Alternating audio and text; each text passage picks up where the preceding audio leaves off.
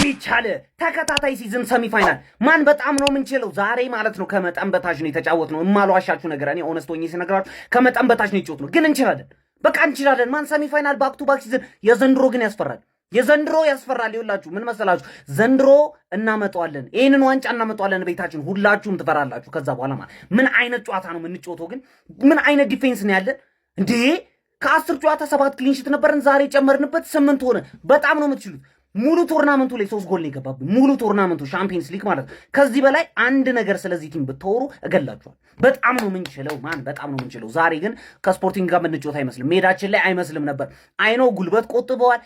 ጨዋታውን ኦልሬዲ ያረጋገጥነው ጨዋታ ነው ማለት ነው። ጉልበት ቆጥበን ነው ምናምን። አሁን እሁድ ደግሞ ሌላ የዋንጫ ጨዋታ አለብን ሲቲን ማለት ነው። ስለሚቻል በሉኝ ኮመንት ላይ እየገባችሁ በጣም ነው የምንችለው። ይህንን ኳስ ብሎ ከመሄድ አልባሌ ቦታ መዋል ይሻላል።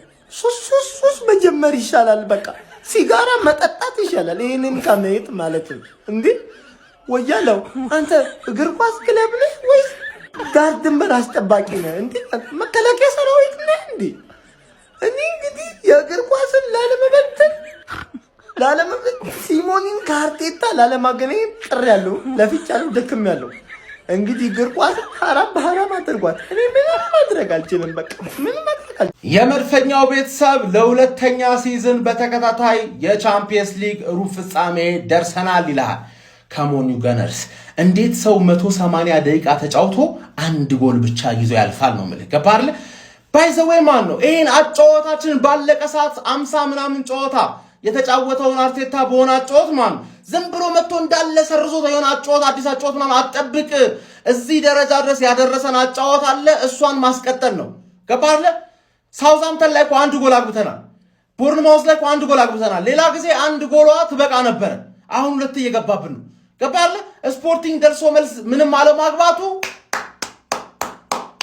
ዙሜንዲ ዛሬ አሪፍ ነበር። ዙሜንዲ አሪፍ ነበር። ራይስ ሁሌ ነው የተገኘውን እድሎች ምናምን መጠቀም አለመቻላችን ኖርማል ነው።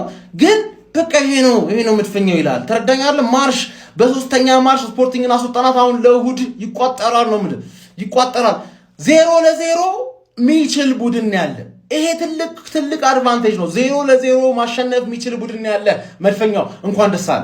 ሴት ፒስ አገኘ ወለ ተዘፍኖብን ኮርና አስጌ ኮርናስ ተበልተን ነው ኮርና እናገባ ነበር በቡዳ በሉን። ስማ ከአንዳንድ ክለብ ፔናልቲ የአርሰናል ኮርና ይበልጥ ነበር። ግን የሰው አይን ቡዳ በላ አንዳንድ ክለብ አትበላ ሁለት ክለብ ስም ጥራ ይላል። ማን ነው ጥራ አንተ ስም አልጠራ አለ ያው ጸጉር ሰሪው ጦንዶ ኤፍሲ ሻሻ ሳሪው ስም አልጠራ ለስም አቤት ምንድነው? ለደጋፊ ክብር እንኳን አንድ ጎል አታስቆጥሩም። እኛ እንኳን ቢያንስ ፒኤስጂ ነው የእናንተ ስፖርቲንግ ነው። አረ በስመ አብ ያቺ የሃቨርት ጎል ጠቀመው እንጂ አርሰናልን እውነት ነው መላችሁ ዛሬም ልዩ ነበሩ። በተለይ ስፖርቲንጎች ፈርስት ሃፍ ልዩ ነበሩ። እውነት ነው መላችሁ እንደው አጥቂ የላቸው ማለት ይቻላል እንጂ ዛሬ አርሰናል ራሱ ጎል የሚቆጠሩበት ብዙ ክፍተቶች ነበሩ። በዛ ላይ ዴቪድ ራያ ስህተት ሲሰራ ነበር። እንደዚሁም ኢዜ ምንድነው ሲያደርግ ኳስ እንዲህ ዝም ብሎ ሲቀማ ነበር። እጅግ በጣም ነው የሚያስጠላ ጨዋታ እውነት የተመለከትነው። አርሰናል በዚህ ጨዋታ ቢያንስ አንድ ጎል እንኳን ማስቆጠር ነበረበት። ለማንኛውም ያው እንግዲህ ማግሪጌት 1-0 በሆነ ውጤት እንግዲህ አርሰናል አሸንፎ ስፖርቲንግን ጥሎ ወደ ቀጣይ ዙር አልፏል ማለት ነው። ግን ይሄ ፐርፎርማንስ ወደ ማንቸስተር ሲቲ የሚሄድ ከሆነ ከባድ ነው። እውነት ነው የምላችሁ በእውነት ለማንኛውም ኮንግራይ ይመስላችሁ ትላንት ቆስሏል ብለህ አትናቅ። አንበሳ አንገትን ያንቃል ተነስቶ ያገሳ ብለህ ላክለት። በኩራት በክብር በብቸኝነት እንግሊዝን ወክለን ወደ ግማሽ ፍጻሜው አልፈናል።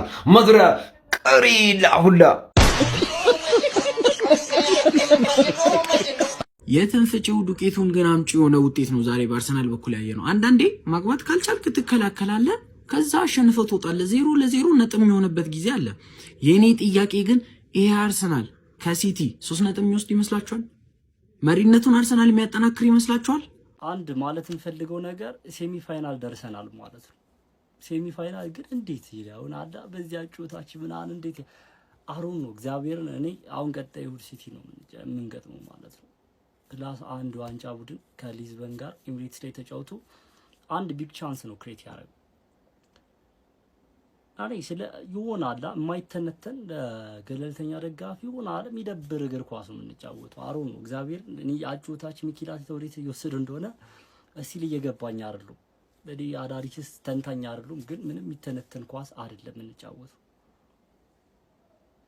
እኔ ምንድ ኔጌቲቭ ነገር ማውራት ይሆናል አይደል? ጥሩ ነገር አይደለም። አጠቃላይ ስለ ቲክቶክ ላይ መተ ይሆናል የማይሆን ነገር እንደወራ ምናምን ነው እንትን የሚባለውና ይህ ቡድን ቀጣይ ሲቲን አሸንፎ ከዛ እያንዳንዱ ጨዋታዎች በቃ በጥንቃቄ አሸንፎ ዋንጫ ያሸንፋል ማለት ከባድ ነው ማለት ስቲል አሁን ቻምፒየንስ ሊግ ቀጣይ አትሌቲኮ ላይ እና አልቫሬዝ አሉ እነ ግሪዝማን እነ ሉክማን ከዛ ፍጻሜ ደረስን እንበል ሙኒክን እንደተመለከታችሁት ነው ምናምን ይሆናል በጣም የፊት መስመሩ አስፈሪ ከዛ ሮቴሽናል ፕሌይ የሚጫወቱ የሆነ በየቦታው ኢንዲቪጁዋል ኳሊቲ ያላቸው ተጫዋቾች ምናምን ነገርና እስቲ ጉልበታችን እየጨረስን ቻምፒየንስ ሊግ አትሊስት ያለን አቅም እንኳን ኢነርጂ ሰብስበን ፕሪሚየር ሊግ ላይ የተሻለ ነገር ኮንትሪቢዩት እንዳናረግ አላቅም። ብቻ ያው ደስ የሚለውና ፖዚቲቭ ነገሩ ኳሊፋይድ መሆናችን ነው።